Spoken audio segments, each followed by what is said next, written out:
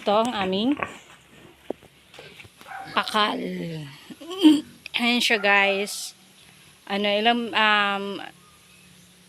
Pangatlong buntis na niya ngayon. Buntis yan.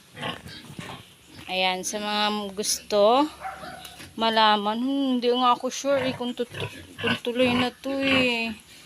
Hindi ako sure guys. 40 days to siyang galing bulog. Yan guys. Yan ang aming bigit. Diba? Mama nito ito mga anak niya guys. Pakita ko sa inyo. Ito. Hi. Hello. Kumusta kayo? Fresh? Ayan. Ayan guys. Yan. Mga anak niya yan. Yan nga guys. Ang kanyang anak. Yan. Ang iba nabenta na namin. Ito na lang ang natitira. Ito. 2 months to kahapon. Yan. Ang aming baboy. Yan. Ang aming mga alaga.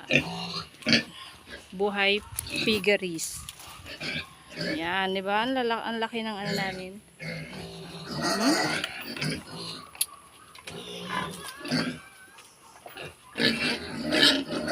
Sila. Yan. Ayan. See? Hello, Bigit. Hello, Mama Bigit. Mama Bigit. Dito sa Bicol, Bigit ang tawag sa bunso. Sa pinakamaliit palang inanak. Hindi pala bunso. Sorry. Ayan, guys. Ipapakita ko sa inyo sa susunod kung paano siya manganak.